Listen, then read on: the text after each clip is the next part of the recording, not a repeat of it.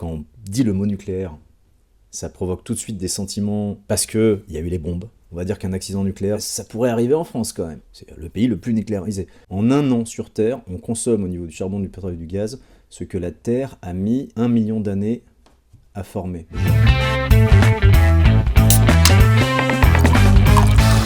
Par exemple, sur la question du nucléaire, il y a la fission et la fusion.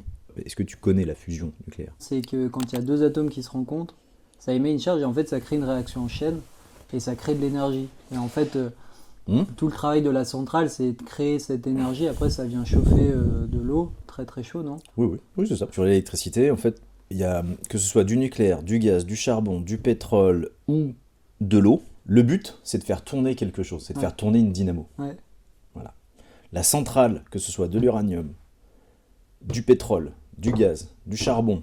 Donc il faut savoir qu'en France, on n'a plus beaucoup de centrales à charbon, mais en Chine, c'est le principal mode de production de l'électricité. Ouais.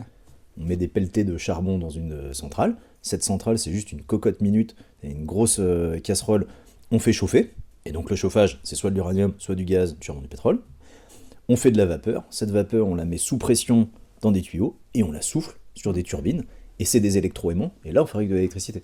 Bon, je schématise, mais c'est à peu près ça. Ouais.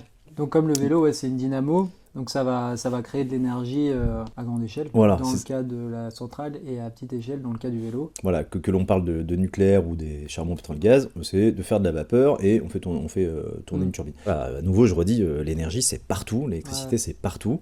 Et il faut bien savoir, c'est la grande question de sa durabilité, la réponse, elle est là, elle est dans comment on la produit. Bon.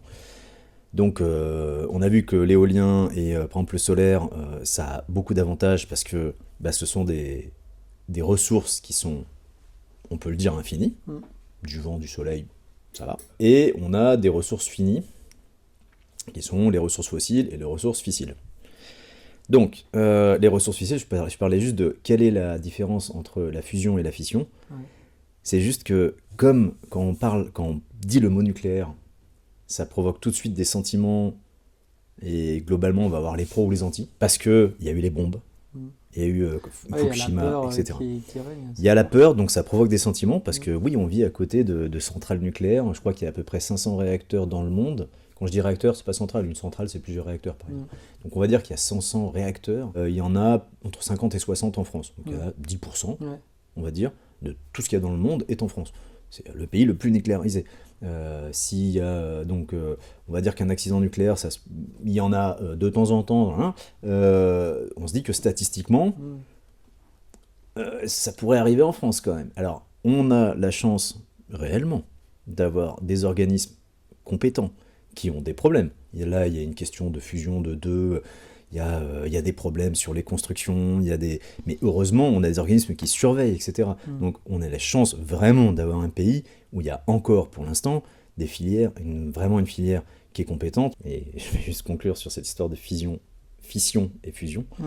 C'est que la fusion, c'est la fusion nucléaire, et c'est ce qui se passe dans les étoiles, et tous les atomes qui me constituent, moi, le verre, ce sac, le pain, tout ce qui nous entoure, les atomes sont produits dans les étoiles. Ouais.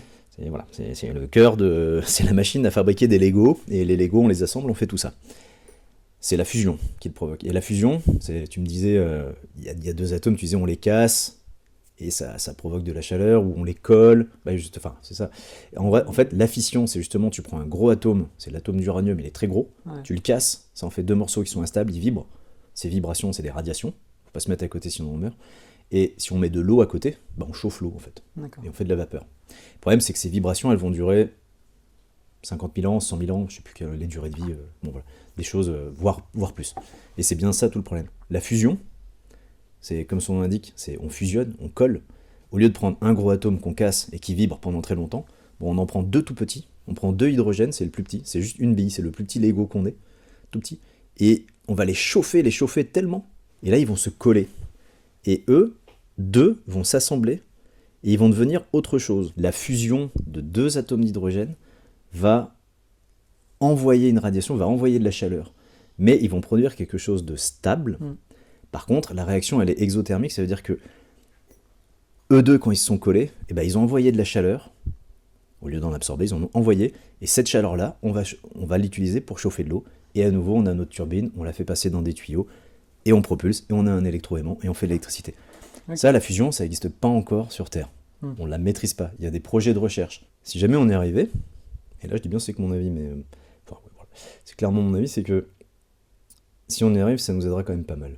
Alors ça pose des problèmes, parce que ce serait de l'énergie, on va dire, une source puissante d'énergie, très très puissante, mais celle-là, elle ne produit pas ces déchets radioactifs qui nous posent des problèmes. Okay. Et aussi, il n'y a pas le risque de suremballement, tu en parlais tout à l'heure vite fait, tu disais, voilà, le rôle de la centrale, c'est de maintenir cette chose, et en fait, non seulement c'est de la maintenir pour la fission, mais surtout c'est que quand on a ce gros atome d'uranium que l'on casse, c'est des particules qui sont tellement rapides qu'elles vont casser d'autres choses autour, et que ça peut faire ce qu'on appelle une réaction en chaîne. Et que si on la calme pas, ça pète. Ça peut s'emballer. C'est Fukushima, c'est Hiroshima. On t'a parlé très rapidement, mais tu as parlé de fissile tout à l'heure. Fossile et fissile, c'est quoi ? C'est ressources fossiles et ressources fissiles. Ressources fossiles, c'est parce que ce sont vraiment des fossiles. C'est nos végétaux et tout ce qui a vécu sur Terre, il y a des centaines de millions d'années, qui sont tombés et qui se sont compactés. Et selon les hasards de la compression, de la formation des montagnes, de la tectonique des plaques, de l'enfouissement, il a fait plus ou moins chaud, c'était plus ou moins dense, et du coup ça a fait ou du liquide, on appelle pétrole, ou du solide, on appelle charbon, ou du gaz. Voilà. Ça, c'est donc ce qu'on appelle fossile. C'est les fossiles de nos végétaux, de nos animaux. Et fissile, c'est que c'est des minéraux qui sont encore plus anciens, parce que là ça remonte à la formation de la Terre. C'est de l'uranium, pour nous, ce qu'on utilise, c'est l'uranium. C'est fissile parce qu'on le fissionne, on le casse. Mais pareil, l'uranium, il a un stock fini sur Terre. Que ce soit du fissile ou du fossile, charbon, pétrole, gaz, il y a un stock. On est sur une planète, avec le temps que ça a mis à se produire et la vitesse à laquelle on les consomme, ce sont des ressources finies à notre échelle. À l'échelle de la formation d'une planète, bien sûr, elle se renouvellera, mais sur des celles de centaines de millions d'années. En un an sur Terre, on consomme au niveau du charbon, du pétrole et du gaz ce que la Terre a mis 1 million d'années à former. L'ordre de grandeur, c'est juste pour dire que ça, c'est un stock fini. Et l'avantage des renouvelables, qui ne sont pas des énergies de stock, mais qui sont des énergies de flux, c'est-à-dire que c'est pas un stock fini, c'est un flux infini. Le vent est un flux infini. C'est bien de retenir qu'il y a des stocks et des flux. D'accord. Pour l'électricité.